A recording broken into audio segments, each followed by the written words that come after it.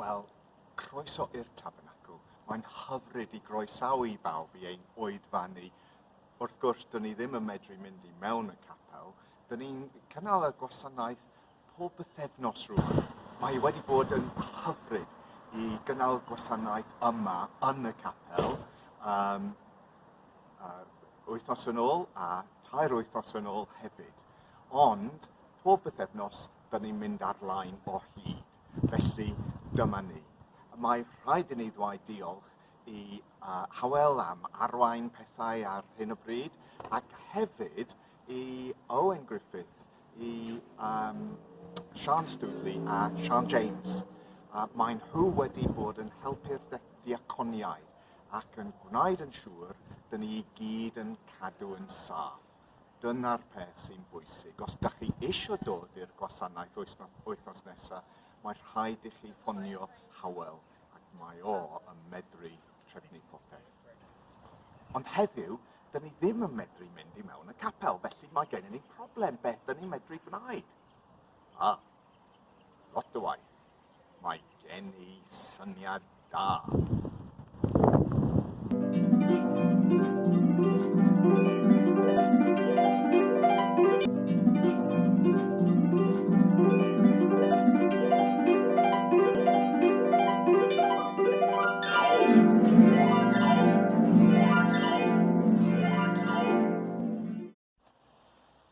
Mae'n drwg hynny.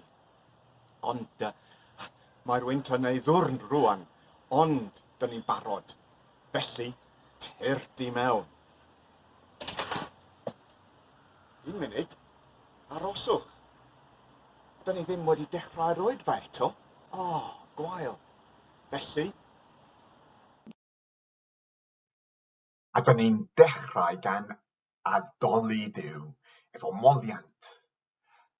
Diolchwch i'r arglwydd am mai da yw, oherwydd mae ei gariad hyd byth. Gwnaeth y nefoedd mewn dwythineb, taenodd y ddeiar dros y dyfroedd, oherwydd mae ei gariad hyd byth. Diolchwch i'r arglwydd am mai da yw, oherwydd mae ei gariad hyd byth. Gwnaeth o leiadau mawrion, yr haul I reoli'r dydd, y lleiad ar ser I reoli'r nos, oherwydd mae ei gariad hyd byth. Gawn ni cyd weddio. Rho yn ein calonnau yr awydd i'th ganmol ath glodfori. Diolchwn I ti ein tad, am y gallu I addoli, a rhyfeddwn at ba mor barod wyt ti I dderbyn ein haddoliad. Cofiwn mai creaduriaid syrthiedig ydym, ac eto gwyddom nad oes dim yn fwy hyfryd gen I ti na sŵn moliant dy bobl. Rho yn ein calonnau ni, felly, yr awydd i'th ganmol, ac agor ein meddyliau I dderbyn dy wirionedd. Amen. Ein tad, yr hwn wyt yn y nefoedd, sancteiddiau dy enw, deled dy deyrnas, gwneler dy ewyllus, megis yn y nef, felly ar y ddeiar hefyd. Dyroi ni heddiw ein bara beunyddio, a maddau ni ein dyledion fel y maddau o ninnau ein dyledwyr, ac nac arwain ni brofedigaeth, either gwareig ni rhag drwg, canis eiddo ti yw'r deyrnas, a'r nerth, a'r gogoniant, yn oes oesoedd. Amen. Rwan te, dyn ni'n barod, felly tyrt I mewn.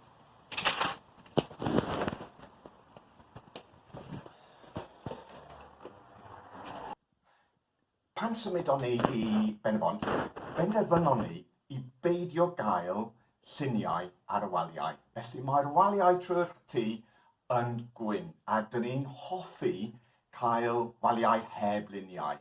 Ond, yn y cyfnod clo, dyn ni wedi gwneud rhywbeth. Felly, tir difan i'r grisiau.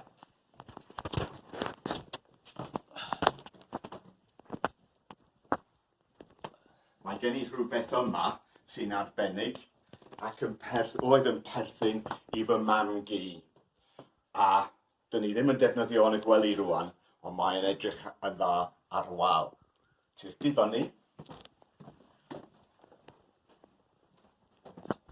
Rwan te, mae gen i'r oriel i fyny'r grisiau rhai lluniau. A dyn ni'n dechrau fan hyn efo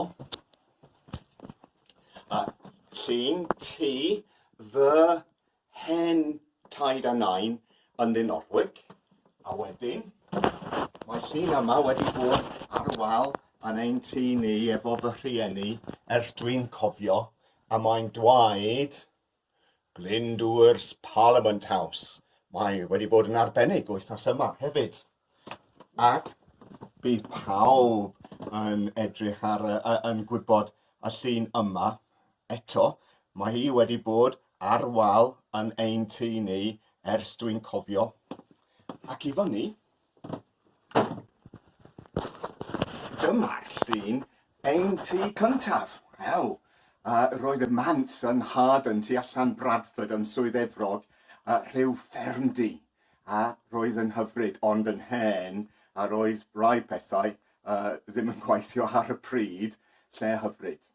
Ac dyma'r llun dwi isio meddwl amdano fo wythnos yma. Ti'n medru gweld llun Mayflower 1620. Ac wythnos yma, 400 o flynyddoedd yn ôl, roedd y Pererindod yn mynd dros y môr, a roedden nhw'n dechrau o Plymouth dydd Mercher diwetha, a dyn ni'n cofio amdanyn nhw rwan yn ein gwasanaeth.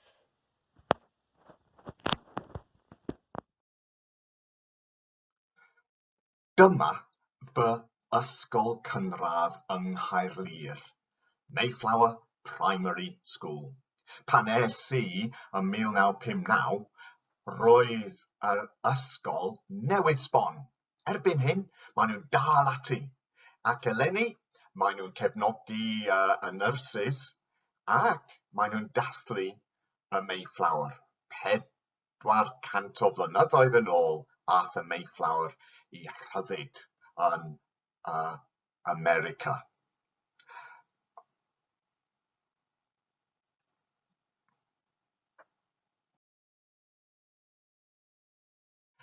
Mi brynais i'r llun sydd yn yr oriel rwan pan oedd yn cael ein cyfarfodydd y Congregational Federation yn Plymouth.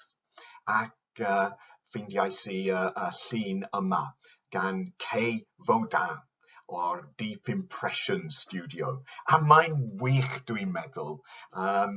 Ac o gwmpas y llun, mae yna rhyw brawddeg gan William Bradford, oedd yn perthyn i'r eglwys yn Scrooby, mynd I Leiden a wedyn mynd I America ar y Mayflower hefyd.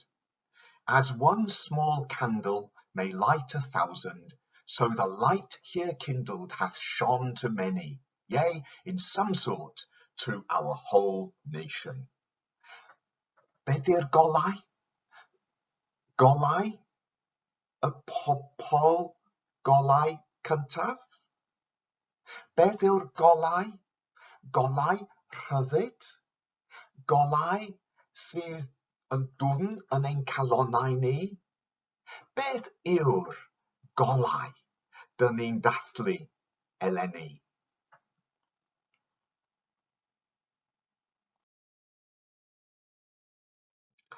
Dwi'n cofio geiriau Iesu. Fi ydy golau'r byd. Bydd gan y rhai sy'n fy nilyn I olau i'w harwain nhw I fywyd, a fyddan nhw byth yn cerdded mewn tywyllwch. Dwi'n edrych I Iesu.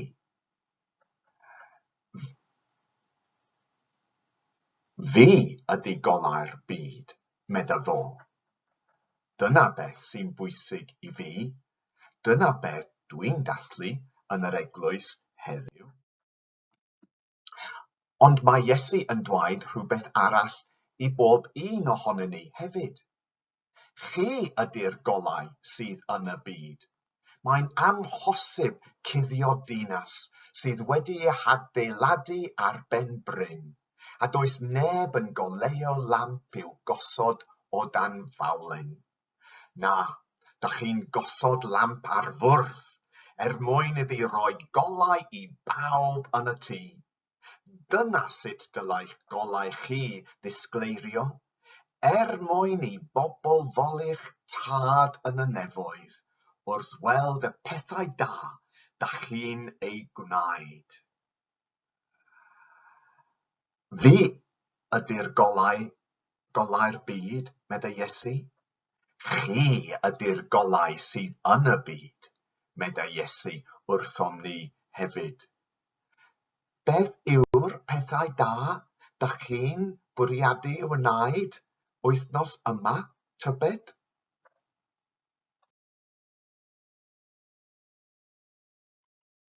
Gawn ni cydganu, emyn hyfryd.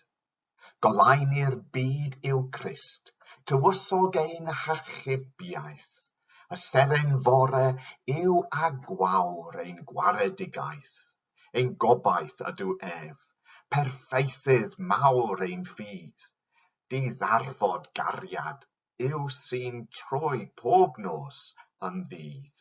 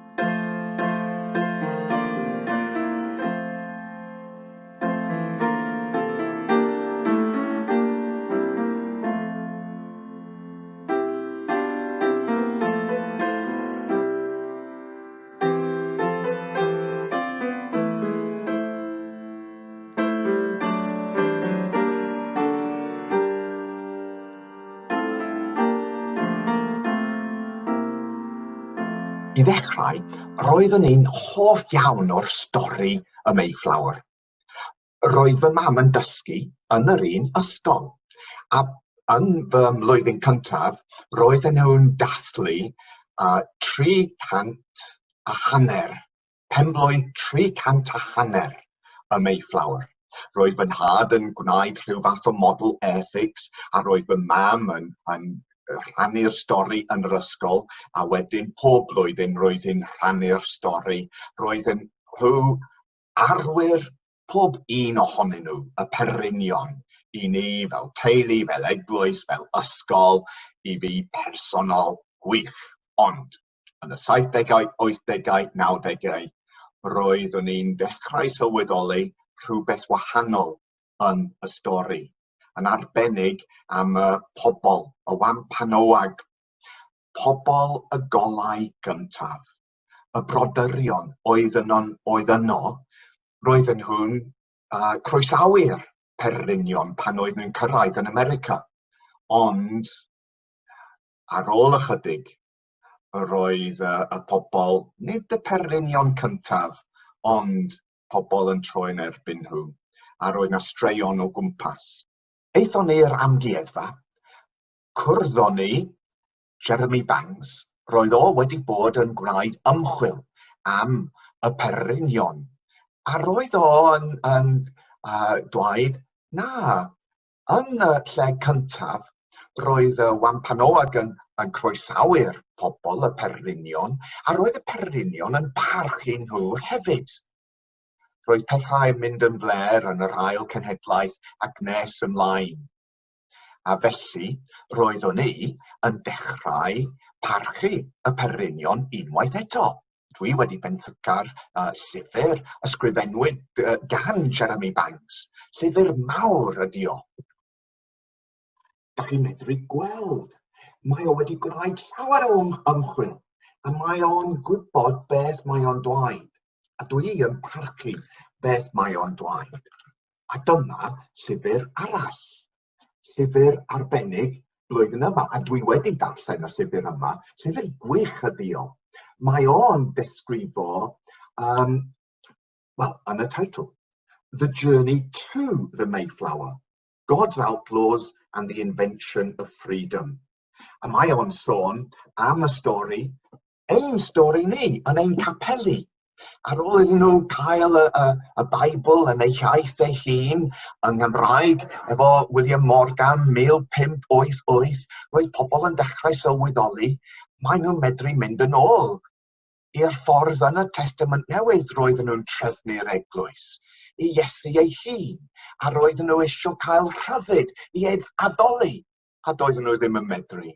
A roedd John Penry yn dweud, mae'n drwg gen i, dwi'n gwybod dim ond yn Saesneg, we crave but the liberty to live openly and do justly in the land of our nativity.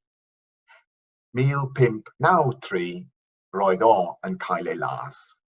A 10 mlynedd nes ymlaen, 15 mlynedd nes ymlaen, roedd eglwys bach yn mynd o Scrooby a trio mynd i'r Netherlands, i'r wlad i'r Netherlands, a trio mynd i rhyw fath o ryddid yn y Netherlands, ac yn y diwedd roedd yn cyrraedd efo gweinidog pastor John Robinson. O Gaergwant, roedd o efo nhw a roedd o'n dysgu nhw. Ond erbyn 1620, roedd nhw eisiau dod yn ôl i Loegr a cael rhyddid yma, a does na ddim rhyddid iddyn nhw yno. A wedyn, ar y Mayflower, aethon nhw o Plymouth dros y môr i America. Ac i ddechrau, ar ôl Jeremy Banks, roedden nhw'n parchu y wampanoag.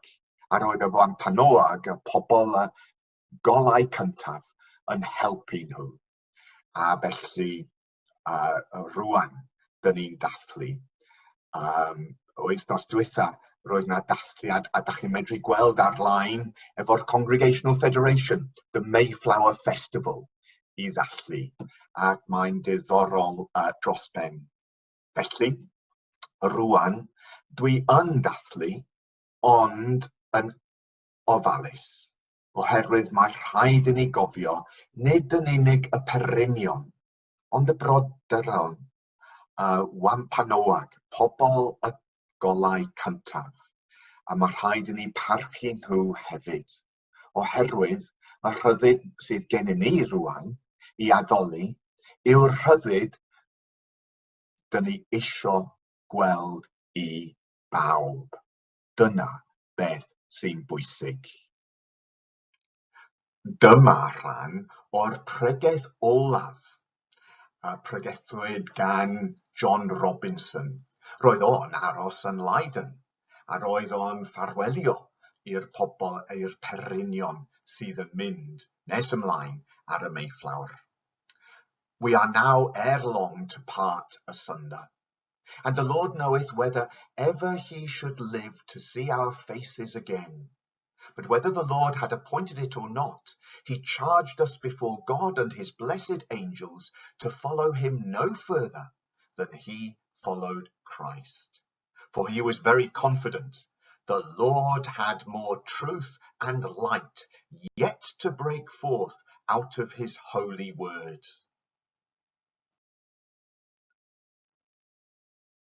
Dyma brawddeg gwych yn tydi. Mae golau Iesu yn helpu ni i ddarllen gair Duw yn y Beibl. A pan dyn ni'n darllen, mae rhaid i ni ddisgwyl, deall rhywbeth newydd, rhywbeth sydd ar gyfer beth dyn ni'n gwneud heddiw. The Lord had more truth and light yet to break forth out of his holy word. Dyma rhywbeth pwysig i ni, fel eglwys heddiw, dwi'n credu. Here also he put us in mind of our church covenant, at least that part of it. Dyna traddodiad yn ein capeli yn ein eglwysi annibynnol. I ddechrau, roedd pawb sy'n perthyn gyda'n gilydd yn cytuno am ei ffydd a beth maen nhw'n mynd i wneud, a maen nhw'n creu rhyw fath o church covenant. Here also he put us in mind of our church covenant, meddai John Robinson wrthon nhw, at least that part of it, whereby we promise and covenant with God and one with another to receive whatsoever light or truth shall be made known to us from his written word. Mae'n wych, yn tydi? The Lord had more truth and light yet to break forth out of his holy word, ac mae yna cyfrifoldeb arnon ni, pawb ohonom ni, to receive whatsoever light or truth shall be made known to us from his written word. Dyna beth sy'n bwysig i ni, pob un ohonom ni. Be di'r golau? Be di'r gwirionedd? Dach chi'n mynd i dderbyn oddi wrth gair Duw wythnos yma? Dyma'r cwestiwn pwysig, yn tydi?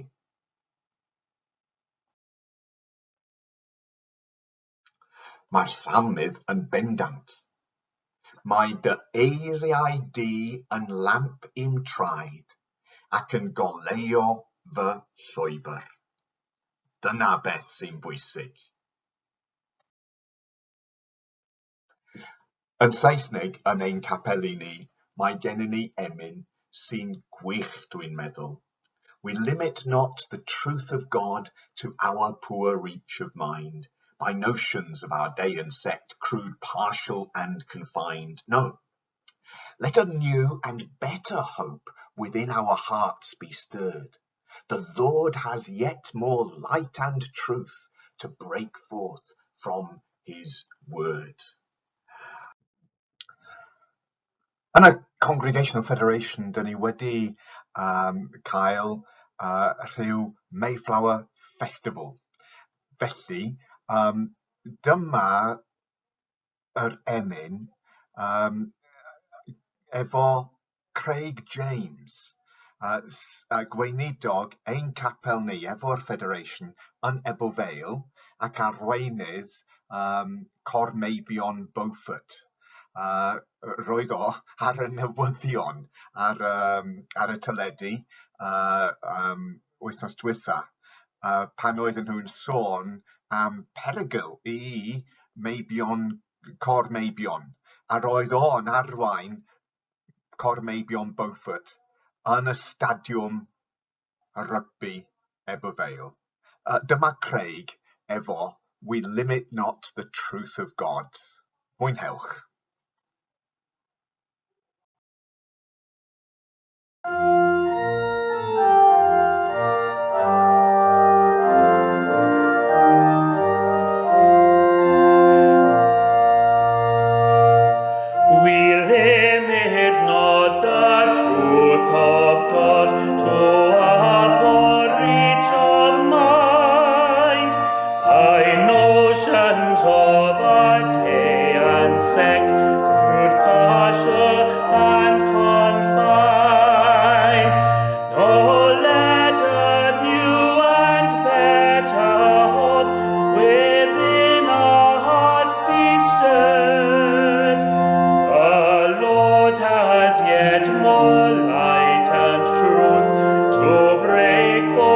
from his word.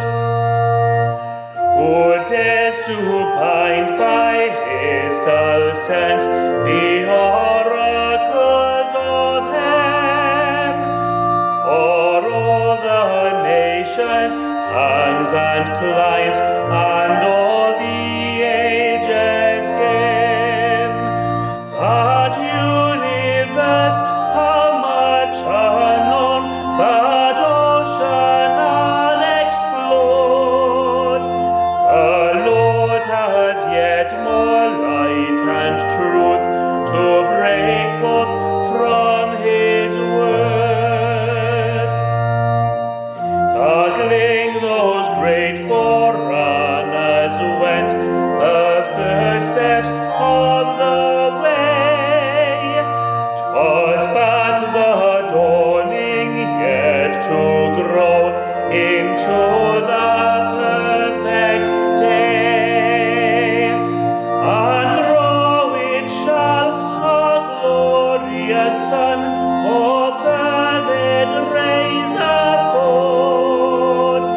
The Lord has yet more light and truth to break forth from his word.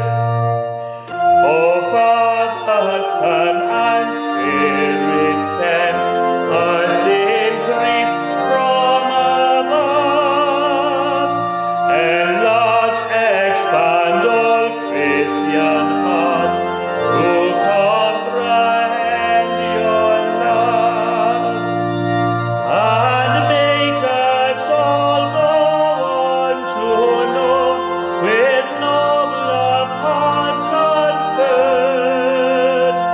The Lord has yet more light and truth to break forth from his word.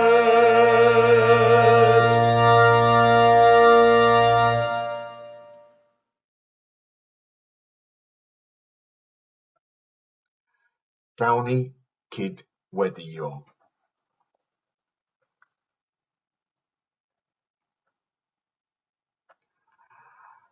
Gawn ni ddechrau efo diolch am y rhai ar hyd yr oesoedd sydd wedi dod i'th adnabod trwy'r gair.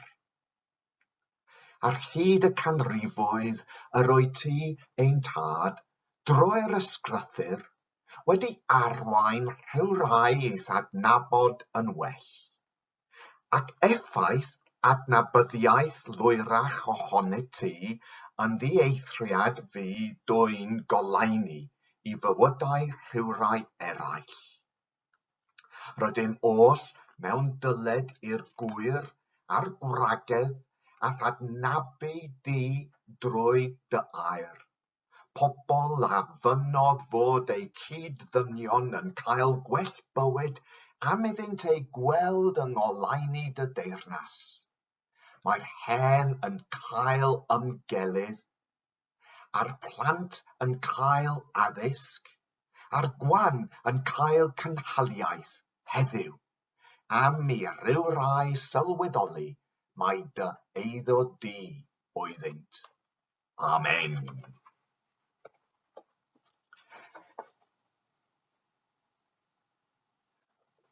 A hefyd, yn ein gweddïau, gawn ni meddwl am y rhai sydd ddim yn iach. Yn wyneb pob poen a loes boed i ni wybod y gallwn droi ata ti a chanfod gras a nerth. Diolchwn i ti o arglwydd, y medrwn droi ata ti yn ein gwendidau, a'n hangenion, a chanfod y gras a'r nerth sydd gennyt ar ein cyfer. Pan ddaw afiechyd, poen a gwendid corff i'n blino, arwain ni i orffwys yn dy hedd. Dyfnha ein ffydd a rho i ni ymddiriedais lwyrach ynot, mwyn Iesu Grist ein harglwydd. Amen. Ac yn ein gweddiau ni, dyn ni'n cofio pobl sydd yn sâl, pobl sydd yn drist, pobl sydd yn yr ysbytai ac yn wynebu'r virus unwaith eto, pobl sydd yn cofio y rhai sydd wedi marw. Dyn ni'n cofio hefyd y rhai sy'n aros am driniaeth o arglwydd Duw ein tad. Bydde di efo nhw, helpa nhw, a helpa ni i wybod beth dyn ni'n medru gwneud i rhannu dy olau di yn ein byd tywyll rwan hefyd. Yn yr enw Iesu Grist. Amen. Gawn ni hydgannu. Dy olau di fy Nuw yn wyneb Iesu mawr, yw fy unig obaith mwy ar dywyll ffyrdd y llawr. Y ser am lliwiau dro, fe'i collais hwy i gyd, o dan gymylau braw ar niwl a guddiau'r byd.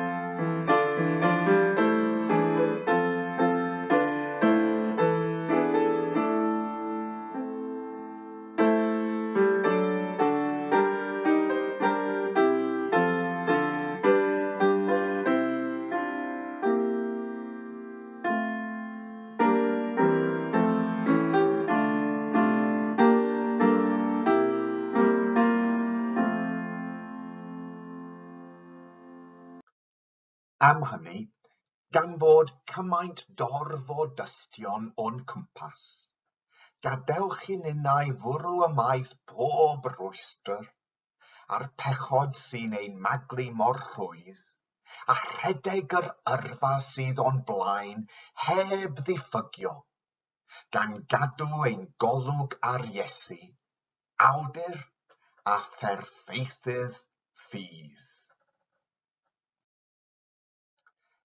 Mwyn y llawenydd oedd o'i flaen, fe oddefodd ef y groes heb ddiffygio, gan ddiystyru gwarth, ac y mae wedi eistedd ar ddehailaw gorsedd fainc Duw. Meddyliwch amdano ef, a oddefodd y fath elyniaeth ato'i hun gan bechaduriaid, rhag i chwi flino neu ddigaloni. Amen.